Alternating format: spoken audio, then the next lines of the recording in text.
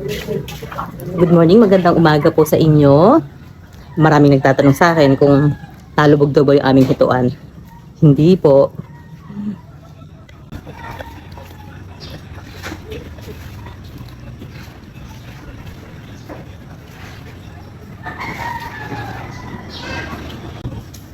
Ayan, hindi po nalubog yung aming hituan. Mataas po itong aming bakuran. At pero yung mga paligid po namin, yun yung mga lubog na. Ang kaso, meron po kaming delivery dapat kahapon, isang 20 kilos at saka isang 15 kilos na hindi na po namin maidaan kahit po sa kalsadang putol dahil malalim na ang tubig, lalo na po dun sa bandang Barangay Bulusan. At ito po yung aming lugar na ay. Huy! Nagko-content ako, ba't nandiyan ka sa bubong? Ang ginagawa mo dyan? Pambihira. Alam ko na pa paano na ikakabit daw niya yung solar light. So mabalik po tayo. Ito po yung aming binahang lugar kasi ito yung may hukay na gusto ko sana lagyan ng Poso Negra pero wala pa kaming budget. Kaya hinayaan muna namin ganyan. Yun nga lang, ginawang tambakan. Ayan, yung mga gamit naglutangan. Habang may unggoy sa bubungan. At ito yung aming papaya. Papaya. Tanga, lutang na naman. Nasisira talaga. Hindi kasi naaani. Ayan, may isang okay pa.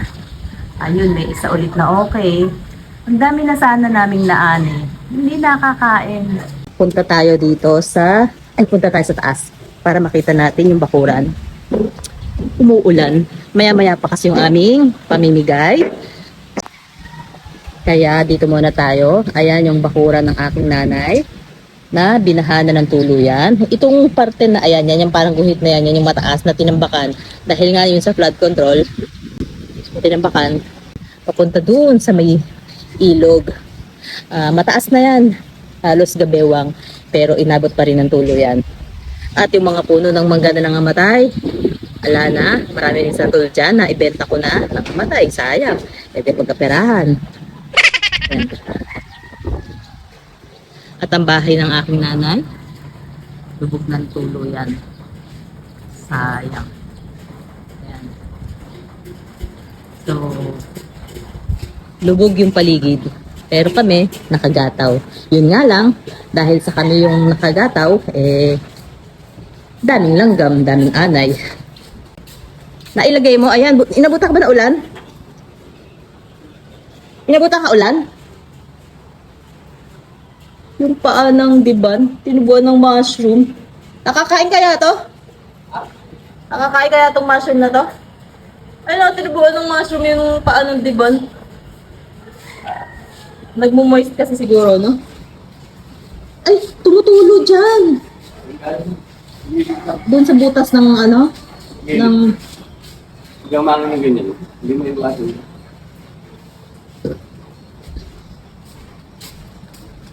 So yan yung aming paligid, bahang-baha, kagaya ng ibang bakuran, kagaya ng ibang kapaligiran.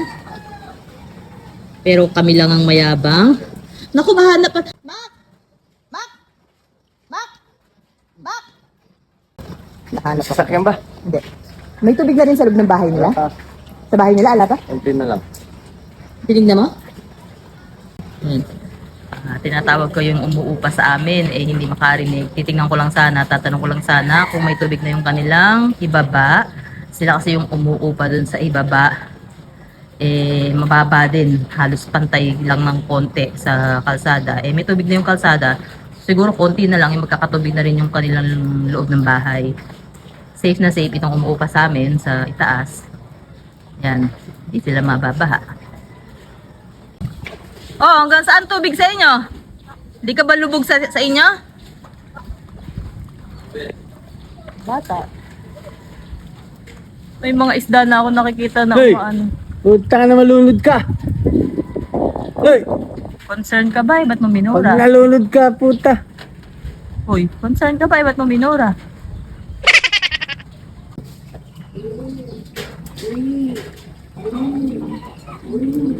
So, ayan yung tubig baha. Pantay kalsada. Umabot na sa unang baitang. Pangalawa, pangatlo. Mataas pa rin yung aming bahay. Dito sa harapan, may nakilagay na ng motor. Okay lang namang makilagay basta kasya pa. Wala namang problema. At hindi pa pumapasok ang tubig dito sa aming garahe. Nung nakaraang taon, pumasok na yan. Siguro mga hanggang dito. Pero hindi na umabot dito. Yan. So mataas po kami. Itong si paring Ether, nag-safety na, itinaas na to. Ano man ang tawag dito? Takot na takot mabaha yung van.